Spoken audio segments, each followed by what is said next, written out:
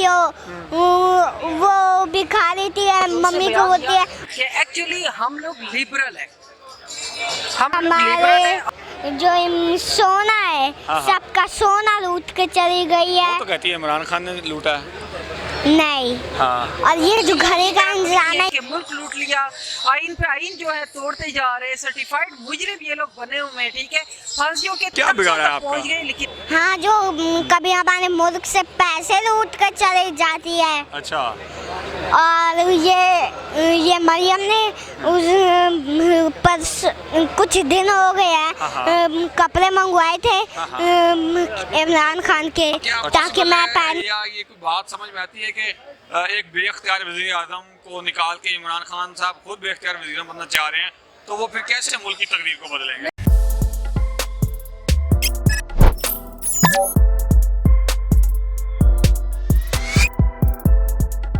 मैं हूं अली चौधरी और इस वक्त बांध पार्क में मौजूद हूँ।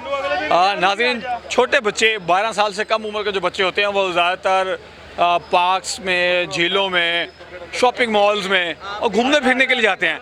लेकिन ये ऐसी जगह है जहाँ पे 1 साल से लेके और जब तक ज़िंदगी है बच्चे, बड़े, बुज़ुर्ग, नौजवान आते हैं। लेकिन बच्चों की तादाद जो है वो पिछले काफ़ी महीनों से बढ़ती जा रही है पॉलिटिकल एक्टिविटीज़ में।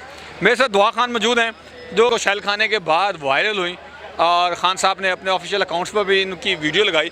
इनसे बात करते हैं और पूछते हैं कि आज भी क्या ये खान से उतनी ही मोहब्बत रखती हैं शैल खाने के बाद, और अगर दोबारा मरियम ने शैल फेंके तो फिर ये क्या करेंगी। अस्सलाम वालेकुम। वालेकुम सलाम। दुआ खान, क्या हाल है? ठीक तबीयत कैसी है? ठीक। अच्छा बेटा, आपने पहले भी शैल खाए थे, अब आज क्या खाने आई हैं? आज मैं इमरान खान को बचाने आई हूँ। डंडा मुझे मारे, उसको ना मारे। अच्छा, लेकिन अब मरियम तो फिर आपको मारेगी, आप इमरान खान को जो बचाएंगी। हाँ मारे, पर उसको ना मारे। इमरान खान को क्यों ना मारे? क्यों? वो उसके दुश्मन है, पर हम तो नहीं है ना। हाँ। हम तो मरियम लोगों के दुश्मन है ना। अच्छा, मरियम लोगों के दुश्मन है। क्यों, मरियम ने क्या बिगाड़ा है आपका? हाँ, जो कभी हमारे मुल्क से पैसे लूट कर चली जाती है। अच्छा। और ये मरियम ने उस पर कुछ दिन हो गए हैं कपड़े मंगवाए थे इमरान खान के, ताकि मैं पहन के खुशरा बन जाऊँ। आपको किसने कहा कि उसने इमरान खान के कपड़े मंगवाए थे? मुझे पता है। अच्छा, अगर मरियम आपको आईफोन दे तो आप जाएंगी किधर? मरियम नवाज की तरफ, उसको सपोर्ट करने के लिए? बिल्कुल भी नहीं। अगर वो आपको इंग्लैंड में फ्लैट दे फिर भी नहीं। अगर वो आपको अच्छे वाली चॉकलेट मंगवा दे जर्मनी से, हॉलैंड से, फिर भी आप जाएंगी? फिर भी नहीं। अच्छा, आपको खाने में सबसे ज़्यादा क्या पसंद है? सबसे ज़्यादा? हाँ। सबसे ज़्यादा तो मुझे खाने में पहले नाश्ते में तो अंडा पराठा और बॉयल अंडा, और फ्रूट में तरबूज। अच्छा। और मैंगो। अच्छा, अगर आपको मरियम नवाज ढेर सारे मैंगो दे, ये इतने सारे मैंगो, जहाँ तक नजर जा रही मैंगो पड़े हों, तो फिर मरियम नवाज की हिफाजत करेंगी आप? नहीं। क्यों? वो मैं उसकी नहीं करूँगी क्योंकि वो चोर है। इतने हमारे पैसे लूट के चली गई है। अच्छा। पहले हमारे पैसे लूट के चली गई है। अच्छा। फिर हमारे जो सोना है सबका सोना लूट के चली गई है। वो तो कहती है इमरान खान ने लूटा है। नहीं। हाँ। और ये जो घरे का इंतजाम है ये लोग खुद ही चोरी करके लेकर गए हैं। अच्छा। हाँ। तो वो पाइनएप्पल जो उसने खाए थे आपके लिए रखे थे, वो वाले कब रखे हैं? वो जो उसने तोशा खाने से उठाए हैं, आपके लिए नहीं रखे उसने? नहीं, भुक्कड़ है वो। एक चाहे जूता भी हो वो भी खा लेती है। मम्मी को बोलती है मम्मा एक जूता मार दो, लेकिन फिर भी मुझे कुछ तो दे दो। नाज़रीन, ये दुआ खान थी, लेकिन उनकी वालदा हमारे साथ मौजूद हैं। अस्सलाम वालेकुम मैम। वालेकुम सलाम। क्या हाल है? अल्लाह का शुक्र। अच्छा मैम, आप खुद भी सियासी, आपकी बहन भी सियासी है और आपने बच्चों को भी सियासी बना दिया, क्यों? हाँ जी, बिल्कुल ऐसा ही है।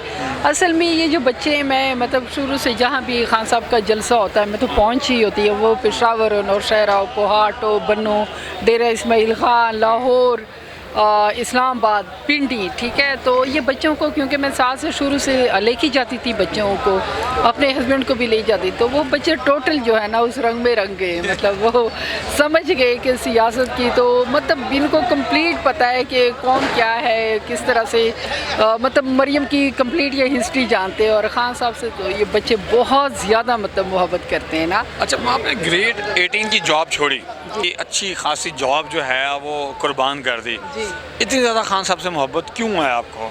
देखिए ख़ान साहब जो है, ख़ान साहब की जो मोहब्बत है असल में वो पाकिस्तान की मोहब्बत है। ख़ान साहब एक पेट्रियाटिक लीडर है। मेरा क्योंकि टीचिंग से मेरा ताल्लुक़ था, मतलब पढ़ाई के शोबे से, ठीक है। और मुझे ये लगा कि ठीक है, ग्रेड 18 की मेरी मतलब जॉब थी, बड़ी रिस्पेक्टेबल पंजाब यूनिवर्सिटी मेरा, और अपना ऑफिस और एसी का और वो सारा, बड़ी एक प्रेस्टिजियस यूनिवर्सिटी है ना। कोई वहाँ पे एडमिशन किसी को मिलना बड़ा मुश्किल है, और उसमें पढ़ाना तो बड़ी ऑनर की बात होती है, बिल्कुल।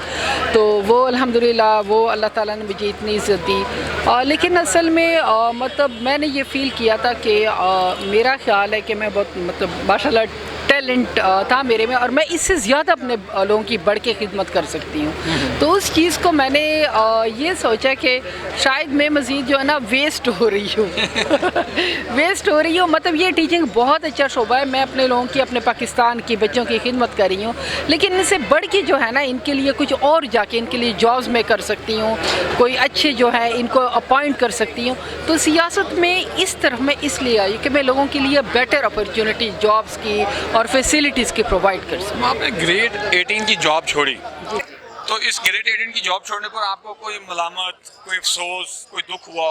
नहीं, मैं मतलब आप देख रहे इतनी मतलब खुश हूँ, मुतमईन हूँ, क्योंकि मैं हमेशा अल्लाह ताला से बेटर की उम्मीद रखती हूँ। और देखिए, पाकिस्तान के लिए, अपने मुल्क के लिए जॉब तो बहुत छोटी की बात है, पाकिस्तान के लिए तो अपनी जान हाजिर है। इस मुल्क का हम पे कर्ज है, इस मुल्क ने हमें संवारा है, इस मुल्क ने हमें इतनी अच्छी एजुकेशन दी है, मौका दिया कि हम इतने अच्छे इंस्टीट्यूट में, गवर्नमेंट कॉलेज यूनिवर्सिटी में, पंजाब यूनिवर्सिटी में, कायद-ए-आज़म यूनिवर्सिटी में, वुमेन यूनिवर्सिटी रावलपिंडी में पढ़ा सके। तो क्या मुल्क का हम पे कर्ज नहीं है कि हम इसकी खातिर कुछ ना कुछ अपना हिस्सा डालें? खान साहब के ऊपर तोशाखाना का इल्ज़ाम लगता रहा, अब तोशाखाना घड़ियाँ की ओर से निकली, लेकिन खान साहब के ऊपर और भी बहुत सारे इल्ज़ाम हैं, और सारी 13 जमातें इकट्ठी हुई हैं, और आज भी जो सिक्योरिटी काउंसिल का इजलास है उसके बाद भी जो है वो खान साहब के ऊपर एक और FIR करवाने की कोशिश की गई, और खान साहब को यहूदी एजेंट भी कहा गया। इसके ऊपर आप क्या कहेंगे? देखिए, खुद आप सबके सामने है, वो क्लिप तो आपको मिल जाएगा। तो एक दफ़ा खान साहब इसी तरह जिक्र कर रहे थे, ख्वाजा आसिफ ने, अमरीकनों ने जब उनसे मतलब कहा कि आप में और PTI में और दूसरी पार्टी में क्या फ़र्क है, तो उस वक्त जो है फॉरेन मिनिस्टर था ख्वाजा आसिफ, तो उसने बयान दिया कि एक्चुअली हम लोग लिबरल है, हम लोग लिबरल है, और ये जो PTI है ना, ये दीनी जुमात है, ठीक है। यहाँ पे क्या कहते हैं, उनको ये कहते हैं, उनको कहते हैं हम रोशन ख्याल है, ये दीन परस्त लोग हैं। यहाँ पे आके कहते हैं खान साहब जो है वो यहूदी हैं और हम इस्लाम परस्त हैं। आप इनका जो है मुनाफिकत की इंतहा चेक कर लें। इसी तरीके से असल में ये दीन को हो, मुल्क को, हर चीज़ को ना अपने फ़ायदे के लिए ये लोग यूटिलाइज करते हैं। जी, तो मैं कि इमरान खान साहब ने कुछ दिन पहले जब अपना इंटरव्यू दिया टाइम्स को, तो ये कहा कि हमारे पर जो जुल्म तशद्दुद हो रहा है या दायरा तंग किया जा रहा है हुकूमत की तरफ से, उसके ऊपर एस्टेब्लिशमेंट का हाथ है, और एस्टेब्लिशमेंट में खास तौर पे हाफिज आसिम मुनीर साहब का जो मौजूदा चीफ ऑफ आर्मी स्टाफ हैं। लेकिन कल ही उन्होंने एक बयान दिया, उन्होंने कहा जी हम एस्टेब्लिशमेंट के साथ जो है ताल्लुकात अच्छे इस्तेमाल करना चाहते हैं, PDM हमें लड़ाना चाहती है। तो ये के बाद यू टर्न नहीं, यू टर्न नहीं है। खान साहब बहुत ज़्यादा समझदार है और एक खान साहब ईमानदार है। उनको अगर कहीं से पता चल जाए कि यहाँ पे या मुझसे कोई गलती हो गई है या यहाँ पे मैं मतलब गलत था और करेक्शन, तो वो जो है ना पब्लिक में अपनी करेक्शन कर लेते हैं, उस चीज़ को वो कन्फेस कर लेते हैं। ये लोगों की तरह तो नहीं है कि मुल्क लूट लिया, आइन पे आइन जो है तोड़ते जा रहे हैं, सर्टिफाइड मुजरिम ये लोग बने हुए हैं, ठीक है, फांसियों के तख्तों तक पहुँच गए, लेकिन इनको एहसास नाम की चीज़ नहीं है कि हमें जो है वापस पलट के अपने मुल्क के लिए कुछ सोचना चाहिए या अपने ही लिए कुछ सोच लें, ठीक है। तो खान साहब की जो है देखे PDM का सबसे बड़ा एजेंडा क्या था, खान साहब ने शुरू से ही हमें कहा था कि आप लोगों ने पुरअमन रहना है, क्योंकि PDM का एजेंडा ये था कि PTI को और इस्टेब्लिशमेंट को या फिर हमारे इदारे फौज को और पीटीआई को आपस में टकरा दे, इनकी आपस में झड़प जो है पैदा कर दे, या आपस में एक दूसरे के आमने सामने आ जाए। तो क्योंकि हम लोग पढ़े लिखे लोग हैं, हमें ये बात जो है समझ आ जाती। बाज़ दफ़ा खान साहब के ऊपर जो है हमने इस बहुत सारी जगहों डायरेक्टर से हो रहे होते हैं कि फिर जब उनको असली चीज़ का पता चल जाता है तो उनमें ये जुर्रत है, वो वाहिद लीडर है कि उनमें वो जुर्रत है कि वो आके अवाम के सामने वो चीज़ जो है वो कन्फेस कर लेते हैं। जब मेरा आखिरी सवाल वक्त की किल्लत की वजह से मेरा आखिरी सवाल आपसे ये है कि खान साहब पहले कहते होते थे कि मैं बेअख्तियार था, और फिर शहबाज शरीफ को कहते हैं जी वो बेअख्तियार है।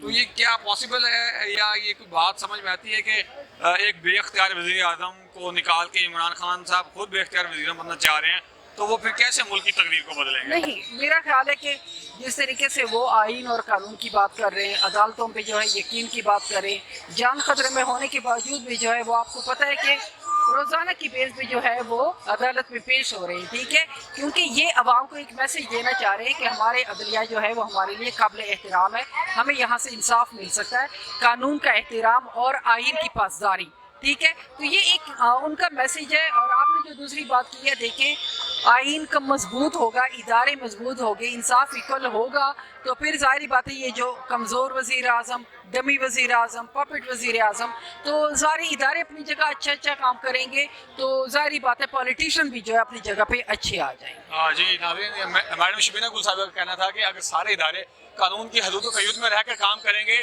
तो मुल्क ज़्यादा अच्छे तरीके से तरक्की करेगा, और जो डमी वज़ीर आज़म, पॉपेट वज़ीर आज़म कहा जाता है, ऐसा पॉसिबल फिर नहीं होगा। वज़ीर आज़म और पॉलिटिशियंस भी अपने हदूद क़य्यूद में रहकर काम करेंगे। नाज़रीन, ये तो वक्त ही बताएगा कि बेअख्तियारी को किस तरह से ख़त्म किया जा सकता है, और ये इलेक्शन के बाद ही पता चलेगा। तब तक के लिए मुझे इजाज़त दीजिए, और कमेंट बॉक्स में लाज़िम मेंशन कीजिएगा कि आप लोग क्या सोचते समझते हैं। अल्लाह हाफ़िज़।